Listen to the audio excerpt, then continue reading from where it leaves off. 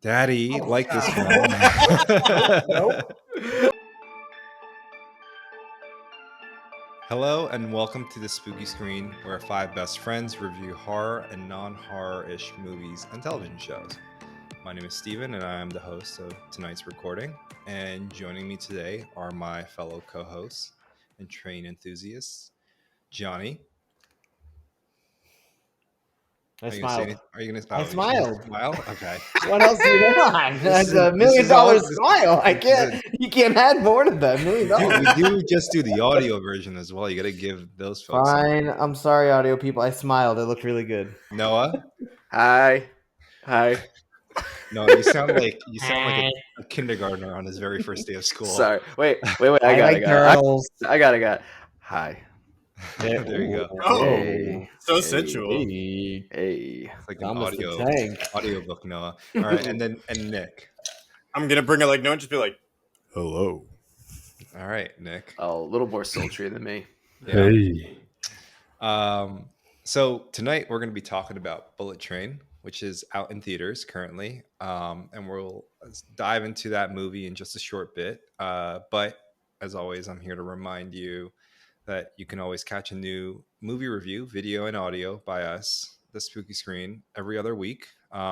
We're available on YouTube, where we do video reviews, and also on Apple Podcasts and Spotify, where we're uploading audios of our video reviews. Also, make sure to follow us at The Spooky Screen on Twitter, Instagram, and YouTube. Leave us a review on Spotify or Apple Podcasts if you'd like. Just to remind you guys, last episode was Nope, our review of Nope by Jordan Peele. We actually did two reviews. One was a spoiler-free, should you watch this, rent this, or skip it review. And then the other was a more lengthy spoiler version. With that being said, let's just jump right into the movie, Bullet Train. And we're going to start off with just a spoiler-free synopsis of the film. So again, no spoilers up to this point still. Bullet Train is a movie where Brad Pitt plays Ladybug, who is a self-proclaimed unlucky assassin who is given a simple smash and grab job on a high-speed Japanese bullet train. And his latest mission on that train puts him on a collision course with the world's most deadly assassins, all of whom have competing goals, of course. And yet they are somehow mysteriously tied to a legendary underground criminal known as the White Death. And that is Bullet Train. Like I said, Brad Pitt had his call sign given to him by his handler, and it's Ladybug, which he wasn't too happy about. Jonny, why don't you give Nick's call sign to him officially? Nick, IW the model. Because back in the day, you look like a GD model. All right? And it'd be the perfect code name for an assassin because you just kind of get lost in it, and then boom, you're dead. I just want to add that I graciously accept this name based on the fact that so my call sign for Johnny is the daddy. Now you can think what you want about that, but Say Johnny it like is you normally do. Say it like you normally do. Johnny is a father of two kids, and the father is already a taken code name, and I thought the daddy would be way funnier. All right. I'll give Steven his code name. His code name is Moneypenny. And I won't disclose why, but It's a good reason. And if it's a you're good smart reason. and you're a super fan, you're going to figure it out. I graciously accept your call sign. I humbly Bestow. as it's bestowed upon me. I will bestow your call sign, which is the capo, because I'm a Soprano super fan, and it heralds Noah's background. Italian heritage. Yeah, Exactly. you almost got stumbled up there. Let's jump into the real discussion. We're gonna share whether we liked or disliked this film, and then also, in a little interesting twist, we're gonna tell our listeners and viewers whether they should pay money to see this film in the theater. Should they rent it on VOD? Should they wait for it to come out on streaming? Or should they just not see it at all? So we're going to do something a little different. We're going to all share on our trusty little whiteboards, and we're going to, on the count of 3, flip it, and then we'll just read it out loud for everyone. So, ready? 3, 2, 1. Oh no. Okay. Oh wow, interesting. Interesting. Okay, so I guess all four of us like this film. So spoiler free, and then once the discussion begins, that's when folks can drop out, press pause, drive to your movie theater, go watch the film, and then come back and finish the rest of this video or recording. So, Johnny, why don't we start with you? You like this film. You would Dude, pay to see it in I theaters. would, I would. Why? Why did you like this film? Well, Spoiler free. spoiler free. Oh, okay. So that gets real quick. No, I'm just kidding. Okay, I liked Bullet Train because number one, it was fun, and it didn't take itself too seriously. Also, my name is Johnny, but on this episode, I'm called the Daddy. That's right. That's Um, right. and put respect to my name. Okay. Respect. So number one, it was fun and didn't take itself too serious, but it was a serious movie. Which is number two because it was creative and I felt like it was pretty focused. Like the narrative was really specific. It was like all kind of this linear idea about the story. I thought it was really fun. It helped kind of distill the concentration of the movie. It was nostalgic of, as Nick was saying before, of kind of like You mean model? model said before of samurai You esque know, movies. What was the term we used? I said grindhouse and Grindhouse. Yeah. samurai movies. Kill Bill esque, very fun but violent. Yeah. Like the Japanese kind of focus, even though in retrospect I don't understand all of it, but I liked it, and the Bullet Train was a really fun environment. Put some respect on my name. Also, I liked the A-list cast. That was fun. All So right. you get a Cool. like out of me. All right. So officially a thumbs up from Johnny. Nick, we're gonna go to Daddy. you. You like this Say it film. again. Oh, Say it sorry, again. Say it sorry. again. Daddy, like this Say film. it louder. Daddy, Oh like this film. God. Nope. We're gonna go to the model's thoughts. Why he liked this film. You said that you would pay for this as well. Hit us with your opinion. I liked this movie. Like the daddy already covered. It's very grindhouse. It's reminiscent of grindhouse and samurai movies, like mashed together, and that to me is a great combination of takes a John Wick kind of style with samurais. Yes, there's gun action and like a lot of hand play in terms of like small weapons like knives and things like that. But it's great when you actually get to see like the big samurai parts. It's very bright, just takes you on a journey. You can I know we hate saying this, but like you could turn your brain off and just enjoy the nonsense for an hour. This movie knows what it is and it plays heavy into what it does best, which is just be nonsensical violence, which makes the movie all the more fun. Thank you, Nick. I mean, thank you, model. Thank you, the model. You're I'm so bad at struggling. this, guys. We're gonna go to the capo That's me. All right. and hit us with the yes. Give us your official Why I opinion. liked it. Um, Spoiler free. yes, spoiler free. I thought it was an entertaining romp that reminded me of the seemingly bygone stylized action movies like Kill Bill, Smoking Aces, um, older Guy Ritchie films. Uh, I really enjoyed that. I give it props for the plot being, for it not being nonsensical. It actually had a story and it was pretty clear cut and it followed everything. And it had a lot of fun moments and great characters. So that's why I liked it. I'm going to go next. My spoiler free opinion about this film is that Bullet Train knows what it is, and it's a genre action film. It's a throwback to we said grindhouse, we said samurai films. It plays within those genre boundaries really well, but it also crosses those lines when it's trying to have some fun. It's tongue in cheek. It's like breaking the fourth wall, and it lands its jokes pretty well. I think it does that. I also thought that Brad Pitt was quite charismatic in this film. I thought he carried the movies in some ways. I and also the one thing that kind of worked in its favor as well was I don't actively seek out director, likes his films. I haven't seen too many of his action films.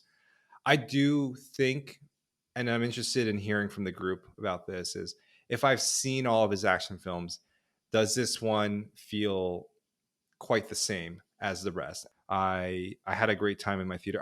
My theater experience was fantastic. People were laughing. It was packed. They were just kind of having a great time watching this movie. So it was hard not to be sucked into that experience as well. I think some likes were weaker than others, but at the end of the day, everyone liked it. Overall, yeah. But I do think that the one thing to talk about here may have to do with our leading star, Brad Pitt. There was some opinion about him being weak, some opinion about him being charismatic. I'd like to get everyone's thoughts about him in the movie. Like, did you guys feel like he was an asset or a liability when it came to Bullet Train? Noah, do you want to go first? Yeah, I'll go first. I fall into the camp where I did not like Brad Pitt's character. I felt that he was underdeveloped. Um, as you know, for being the main character, the main protagonist, and the reason is his gimmick kind of is that he's turned over a new leaf. He keeps talking about that, like he hints at, I guess he was aggressive, or we don't really know. It never is shown, and that's the problem in my mind. We never really get to know Brad Pitt's character Ladybug before he turns over a new leaf. So everything he spouts and everything he does is kind of confusing, and it's kind of feels just like a caricature, like some guy that's just reading out of a self-help book, quoting self-help quotes. And also, he's supposed to be unlucky, but that's also confusing because he is more very lucky and he causes unluckiness to happen to other people. So that was also confusing. So in my mind, I felt like Brad Pitt should have been more of a side character, pushed to the side and kind of popped up here and there instead of the focus, because people like Lemon and Tangerine were excellent, and they just drove this movie for me. Whereas Brad Pitt was just kind of there and confusing, and he almost felt like it almost felt like the director wrote the part for Ryan Reynolds, because if you know the director, he did the Deadpool movies. He's a big fan of Ryan Reynolds. Ryan Reynolds even shows up in this movie, so it feels like he wrote Brad Pitt's character for Ryan Reynolds, but Ryan Reynolds couldn't show up. He could only do a small cameo. So when Brad Pitt got the role, the director said to him, just be Ryan Reynolds. And if you've seen any action movie with Ryan Reynolds in it, where he's the main character, that is the character Brad Pitt plays, and it's boring and underdeveloped, and I'm sick of seeing it. That's fair. So basically, no character arc. That's I mean, tough. I agree with you. No, I had the same thought, and it seemed like this was Ryan Reynolds' movie, and it's like, why not just wait for Ryan Reynolds? But do we need to see that character again? You know what I mean? I agree with you. I think Ryan Reynolds was written for this role. I'm kind of relieved and grateful that he wasn't actually. I don't think I would be as interested in his movie if Brad Pitt hadn't started and it was Ryan Reynolds. Sorry, Ryan Reynolds. I completely agree. It wouldn't. It just wouldn't be the same. Like the fact that, like I said to you earlier, Steven, it's better that Brad Pitt was kind of off his game because he was kind of playing somebody who was supposed to be off their game. I can't remember. Did Kill Bill have little chapter covers? Mm-hmm. Yeah. Right? It did. Like, yeah. So what is that from? That's Grindhouse. Right? Yeah. So that was, to me, one of the funnest things of this movie, right? Like having these flashbacks to who these people are, like as a very quick way to kind of understand what's happening, and it was super focused and fast. I thought that made this movie really fun, and they were super playful with it. Like they were not it's in any way tough. It's something that I feel like you don't see much anymore. Maybe when we were growing up as teenagers, all of us, because we're all old farts, we saw this movie quite a bit because I think it was popular back then. Kill Bill, Smoking Aces. Oh yeah. There's a bunch of them that you can name where it's like they introduce the character and then you get a quick flashback or like a side flash of who they are, right? And it's fun to see Mhm. that again, kind of refreshed in a way. Um, Yeah. It makes me I want to enjoy watch that. Kill Bill so much. Like I really want to rewatch Kill Bill. It's playful. It doesn't take Yeah. itself seriously, like you were saying. It whereas like movies, more action movies nowadays, even John Wick has more of a serious tone. It's not as playful. There are moments where there's like jokes, but they're more played straight jokes, and that's what's Yeah. supposed to be funny about them. That it's like in a serious movie, there's this funny thing happening. Where Yeah. this is more of like a funny movie and serious things happen. Yeah. You know, it's the opposite. Very It's the serious. opposite. Yeah. It's the opposite tone. The reveal of who the White Death is. The White Death is the villain of the show. He's built up this. The whole premise is about the White Death. This whole thing is about the White Death, and there's this very complex web of the plot. Super interesting. This mass figure, this whole backstory, and the reveal. I'm not saying the reveal was bad, but the kind of the triumphant like you expect a little bit of this kind of unearthly or inhuman ability or power or something to happen, and I felt like it was a little weak in my. And I'm not saying it was bad, but it felt weak, and I wanted there to be maybe like um I don't know. I don't know what I want. I'm just saying it felt weak to me, and so that's not like it's easy to be critical. It's just I was a little let down by that. They got like he just walked on the train, like he was just there. Like I thought that was like, why didn't he like Right. fucking jump out of a helicopter like through the bullet train and like land and look up with a mask on? That would have been, I don't know. I wanted like some big thing to happen, but he Does kind of just anybody walked know off. who he is? Like who his I actor is? Because like Michael Shannon. Yeah, Michael yeah, yeah. Shannon. he's pretty you well gotta known. Michael Shannon. you gotta give Yeah. me. He was General Zod in the Superman on the Oh. Zack Snyder Superman movies. Oh. I will find him. Oh my god, he Yeah. plays crazy really well. So it was surprising to see him Right. He Who didn't you play that call? a bit crazy muted though. in He this played one. I agree. very No, he almost. didn't.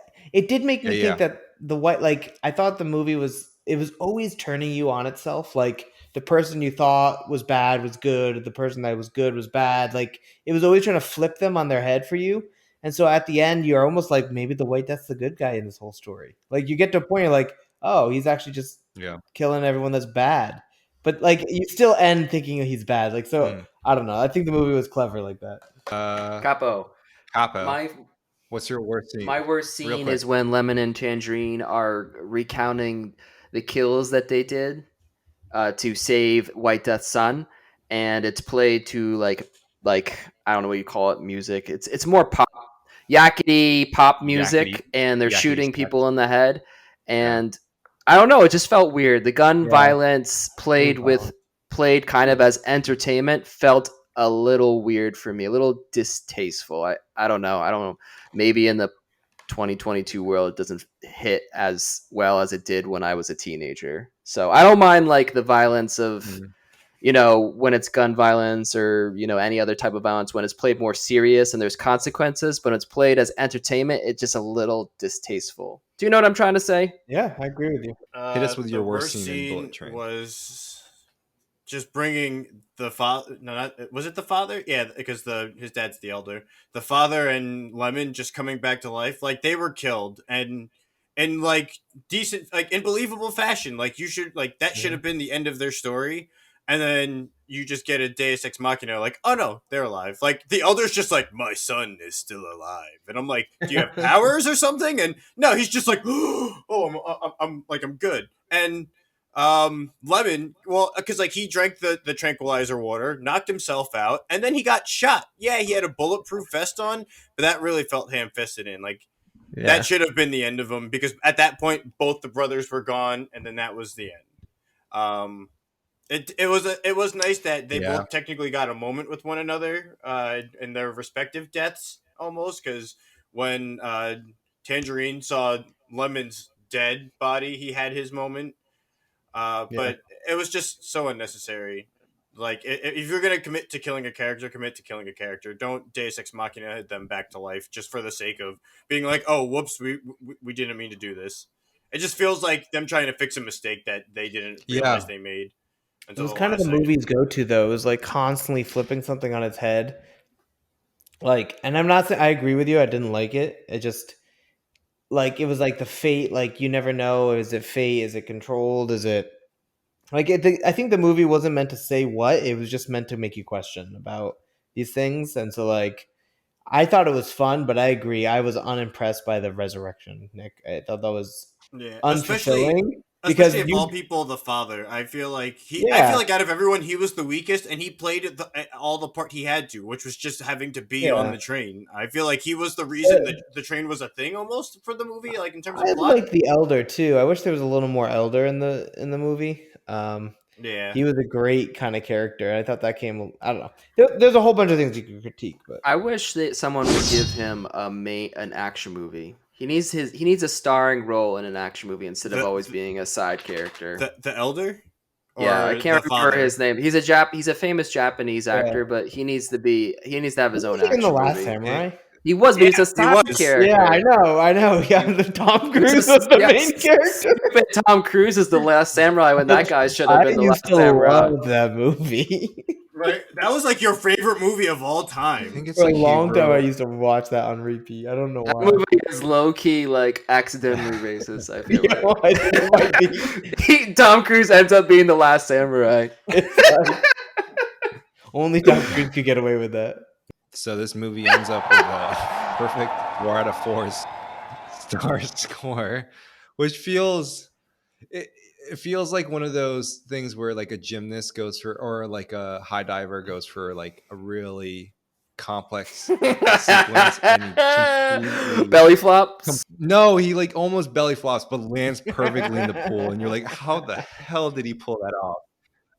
But that's what this film is, Bullet Train. 4 out of 4 stars. Everyone's recommending that we either pay to see it in theaters. Noah, you were the only Yeah. stream I think we have to be clear streamer that it's not recommendation. high art. It's not going to be Um, Oscar nominated. But when But you it is art. It is art. okay, but I'm Right. trying to say for people, like, it's a perfect score, but it's a perfect score because it's an enjoyable movie that's entertaining that you can just watch. And sometimes you need those movies in the world. Not every movie can be, The Godfather. This I isn't take going to be slight a offense. thought I take slight provoking offense to movie. it.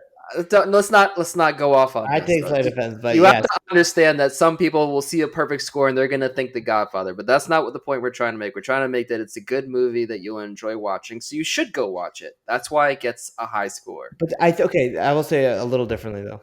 I think the movie is clear about its intentions of what it is, and it succeeds in that. It's not something that's saying it's high art and trying to be high art. It's saying I'm going to be a really fun, well done action movie, and it executes. And so you come in, you get set up well, and it executes, and that makes it so fun. Yes, and it's honest. it knows what it is. That was my main, comment about the movie. It knows what it is, and it's okay with Agreed. being itself. So, and you got to give it Kudos granted. Five that. stars, So, baby. all right. I'm going to close out before this gets weird. I want to thank everyone for either listening or watching this video review. If you like this review, if you like this episode, feel free to drop us a comment on YouTube. Feel free to review our podcast on Spotify or Apple Podcasts. And come over again to the video side so you can see our beautiful faces. Again, thanks for spending time with us today, and we look forward to providing you guys with more movie reviews this month. And this is a spooky screen telling you to stay spooky until we see you guys Adios. again.